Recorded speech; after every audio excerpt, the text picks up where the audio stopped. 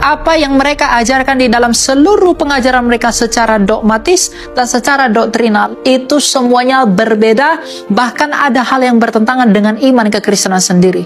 Iman kekristenan jauh lebih tua, 700 tahun ketika gereja itu didirikan oleh Tuhan Yesus Kristus sebelum kelahiran Islam. Jadi prinsip pengajaran kekristenan itu sangat berbeda, atau bahkan ada yang bertentangan dengan prinsip pengajaran Islam itu sendiri. Dan yang paling penting, di dalam teologi Islam, mereka mengakui bahwa Muhammad adalah nabi yang terakhir. Bagi kita orang Kristen, menurut prinsip Ibrani 1 ayat 1, 2, dan 3, dikatakan bahwa sejak dahulu Allah telah berbicara melalui para nabi, maka sekarang ia berbicara melalui firman-Nya, anaknya sendiri. Jadi ketika firman-Nya, anaknya sendiri sudah datang ke dunia ini untuk menyatakan dirinya, maka tidak dibutuhkan lagi nabi seperti di perjanjian lama. Oleh karena itu, kita tidak pernah mengakui ada nabi yang ditabiskan setelah Yesus Kristus yang dianggap sebagai utusan Allah lagi.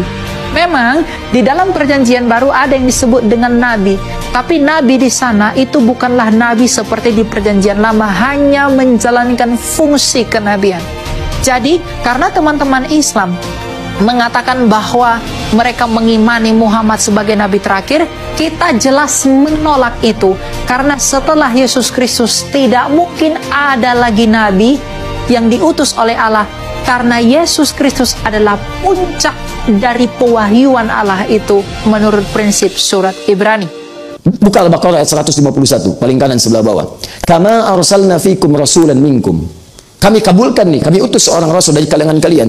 Yatslu alaikum ayatina, 1. Wa yuzakkikum, 2. Wa yu'allimukumul kitaba, 3. Wal hikmah, 4. 5. Wa yu'allimukum ma lam takunu ta'lamun. Kemuliaan Nabi Muhammad sallallahu alaihi wasallam diminta 4, dijawab 5. Nabi Musa menghadap ke Firaun untuk berdakwah. Berdoa, Rabbi shrah li sadri wa yassir li, ya Allah, mohon lapangkan hatiku, kalau dicela aku bisa menerima, sabar aku, mudahkan urusanku. Nabi Musa itu kurang apa? Nabi Rasul dekat dengan Allah, berdoa kepada Allah, dikabulkan. Nabi Muhammad belum berdoa, turun ayat. Musa minta Rabbi shrah li, Nabi Muhammad belum minta alam nashrah laka sadrak. Perhatikan, Nabi Musa Rabbi shrah li sadri, ya Allah, lapangkan hatiku, lapangkan jiwaku. Ya, minta dikabulkan. Nabi Muhammad belum minta, turun ayat alam nashrah laka sadrak. Musa minta wa yassir li amri, dikabulkan. Nabi Muhammad gak minta, turun ayat wa nuyassiruka lil yusra. Nabi Isa alaihissalam jaraknya 600 tahun sebelum kedatangan Nabi Muhammad SAW, sama. Bahkan sebelum lahir sudah ngasih kabar gembira kepada umatnya. Buka Quran surah 61 ayat ke-6 itu, paling kiri sebelah atas. Wa mubasysyira bi rasulin ya'ti min ba'di ismuhu Ahmad. Ngasih kabar ke umatnya, saya kasih kabar gembira ya, akan datang kabar gembira. Ini hukum dunia mengatakan kabar gembira itu dikasih tahu kalau bayinya sudah lahir.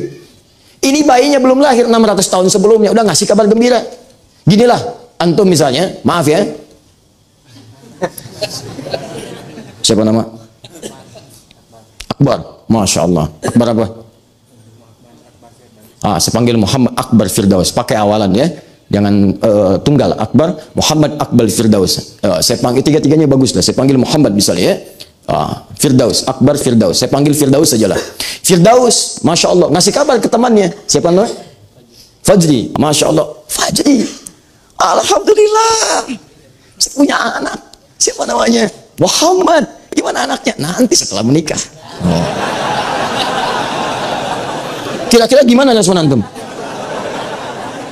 Di mana-mana orang ngasih kabar gembira, lahir bayinya ngasih kabar gembira.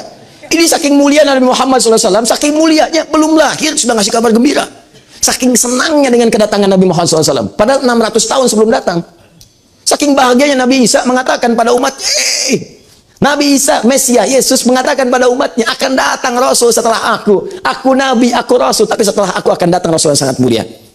Ismuhu Ahmad. Gembira padahal belum lahir. Anda bayangkan, Nabi Isa itu Nabi, Rasul. Lahirnya luar biasa, wafatnya luar biasa. Naik ke langit kemudian diangkat dengan cara yang sangat luar biasa. Nabi belum lahir sudah gembira. Ente siapa? Nabi bukan, Rasul juga bukan, surga belum ada jaminan, amalan masih berantakan, hisab menegangkan. Nggak ada kegembiraan di hadapan Nabi Anda Sallallahu Alaihi Wasallam. Itu siapa? Di aneh kalau ada orang yang nggak gembira. Nabi Rasul ya gembira, masa antum bukan Nabi bukan Rasul nggak gembira? Paham ya? Tuh, awas. Nah ini sangat menarik teman-teman sekalian. Nah, nanti kita lihat Nabi Isa ngasih nama siapa? Disebutkan dengan nama apa? Ahmad. Lihat, Ahmad. Ini saya bahas dengan tuntas dulu nih. Ini masih pengantar nih, belum ke intinya. Ahmad. Sementara ketika diberi nama beliau lahir, diberi nama dengan apa? Muhammad. Bahkan disebutkan dalam Quran 4 kali Ahmad sekali. Lihat nih, di antara mukjizat penamaannya, jarang disebutkan ini. Ahmad sekali disebut dengan Muhammad 4 kali. Lihat baik-baik. Muhammad 4 kali. Quran surah 3 ayat 144. Quran surah 33 ayat ke-40, Quran surah ke-47 dengan namanya ayat kedua, dan Quran surah ke-48 ayat 29. 4 kali dengan nama Muhammad, sekali dengan nama Ahmad. Kalau disebutkan Muhammad, itu bentuk superlatif, sighah mubalaghah dari kata Mahmud, yang punya hubungan baik dengan sesama, hablum minan nas, dengan lingkungan bahkan, sehingga datang pujian mengalir kepadanya. Kalau Anda dipuji dari luar, itu disebut dengan Mahmudun, persis seperti mukarram. Ya, al-mukarram artinya melekat pujian kepadanya karena hubungan baik dengan sekitarnya. Perhatian bagus, baik. Jangankan pada manusia, pada hewan itu luar biasa perhatian. Bahkan saat orang menyembelih, oleh Nabi diperhatikan, hei jangan sakiti hewannya. Idza dzabhtum fa ahsinu dzibhah. Kalau kalian menyembelih, sempurnakan sembelihan, baguskan. Jangan berikan penderitaan kepada hewan, karena itu dicontohkan sekali goresan. Gesek. Ya, gorok sekali sudah selesai. Ya, jangan sampai menyakiti hewannya. Bahkan saat Anda akan menyembelih pun kata Nabi, tajamkan pisaunya. Bahkan saat menajamkan pisaunya itu pun jangan di hadapan hewan yang akan disembelih. Siap-siap ya, siap-siap. Sabar nanti ya, sabar. Kandidat selanjutnya, kandidat. Nah, itu pada tumbuhan, silakan cek pada tumbuhan. Bahkan dalam suasana perang, kata Nabi jangan rusak tanaman. Jangan rusak tanaman. Di mana ada peraturan peperangan, nggak boleh merusak sekitarannya. Di Islam itu indah. Dalam perang saja yang penuh dengan kecamuk, jangan rusak. Makanya heran kalau ada orang-orang tidak ada perang, dia nebangin pohon, dia gundulin hutan, nyebabin banjir, ya banjirnya banjir badang, banjir macam-macam dan sebagainya. Dosanya besar tuh. Dosanya besar. Dalam perang aja dilarang merusak tumbuhan. Ini nggak ada suasana perang, nebangin macam-macam sampai mengakibatkan musibah. Anda bisa bayangkan nggak? Dosanya besar. Nah, jadi ada hal-hal yang kelihatan kecil tapi dampaknya banyak. Itulah Muhammad. Kenapa disebut dengan Muhammad? Baiknya luar biasa. Nah, Nabi Isa itu punya sifat-sifat yang mirip-mirip sama dengan Nabi Muhammad. Apa sifatnya? Sama-sama punya ajaran kasih, punya ajaran sayang. Lewat dengan muridnya di samping sungai. Begitu lewat, muridnya mengatakan, guru, itu bangkai binatang itu bau sekali. Itu ada bangkai hewan yang dianggap haram kekinian. Itu kemudian di situ ada bangkainya, bau, kata muridnya. Apa kata Nabi Isa? Coba lihat giginya, begitu putih dan bersih giginya. Kata muridnya, guru, kenapa engkau berkata seperti itu? Jadi muridnya melihat, mencium baunya, Nabi Isa melihat putih bersihnya. Kata Nabi Isa, demikianlah manusia, dia hanya akan mengeluarkan apa yang ia fikirkan. Kalau fikirannya kotor, yang keluar yang kotornya. Kalau fikirannya bersih, maka yang keluar adalah kalimat kebersihannya. Saat orang lain memikirkan yang buruknya, Nabi Isa saking kasihnya memikirkan yang baiknya. Nabi Muhammad luar biasa. Jadi Nabi Isa luar biasa, punya dua sifat yang sama. Karena itulah ketika menyebutkan Nabi yang terakhir nanti, beliau menyebutkan bukan dengan nama Muhammad, karena saat itu banyak menduga Nabi Isa itu Nabi terakhir. Maka beliau kemudian sampaikan, saya bukan yang terakhir itu nanti yang paling hebat dibanding nabi-nabi sebelumnya. Dia punya sifat kedekatan dengan Allah jauh dari nabi-nabi sebelumnya. Kalau satu kali Anda mendekat kepada Allah, satu keunggulan disebut dengan Hamid namanya, Hamidun, yang memuji Allah dalam satu sifat. Misal rajin tahajud tapi puasa belum konsisten, Senin Kamis belum, Ayamul Bid tidak, Daud juga puasa Daud tidak sama sekali, baru tahajud, itu Hamid. Atau sebaliknya, puasa rajin tahajud belum, tapi kalau tahajud dikerjakan, maaf, puasa dilakukan, sedekah yang paling bagus, yang paling mulia, maka berubah jadi bentuk superlatif dari Hamid jadi Ahmad. Kenapa beliau disebut Ahmad? Karena sifat kedekatannya dengan Allah luar biasa. Silahkan cek sedekahnya, tak tertandingi. Kesaksian Ibnu Abbas, kalau sudah masuk Ramadan apalagi masa pemberiannya Nabi seakan-akan tak terhentikan. Kasih. Dan hebatnya bagaikan angin yang bertiup dengan sepoi-sepoi. Ngasihnya tuh enak, lembut, nyaman. Ya kan ada orang ngasih tuh kadang-kadang ngasih tapi mukanya nggak ngenakin. Ya tidak. Ini Pak, silahkan ambil. Aduh Pak, terima kasih. Nggak apa-apa, itu kan hak Bapak infak. Bapak kan miskin. Nabi. Tahajudnya silakan cek Al-Bukhari nomor hadis 2008 sampai 2010. Sampai kata Sayyidah Aisyah, sampai terus mengatakan, sampai bengkak-bengkak kakinya.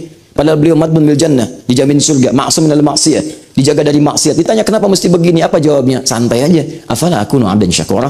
Apa enggak boleh aku jadi hamba yang bersyukur dengan semua nikmat itu? Enggak tertandingi. Enggak tertandingi. Bacaan Qur'annya, tilawahnya, murojaahnya, sampai murojaah dengan malaikat, murojaah dengan sahabatnya. Ibnu Mas'ud tolong bacakan ayat ini, ya Rasulullah, ayat itu kan turun pada Anda. Apa tidak boleh aku mendengar dari yang lain? Masih tidak gengsi mendengar dari yang lain. Bacakan, dengarkan. Itu luar biasa. Semuanya terkumpul pada beliau, kemuliaan, kedekatan dengan Allah.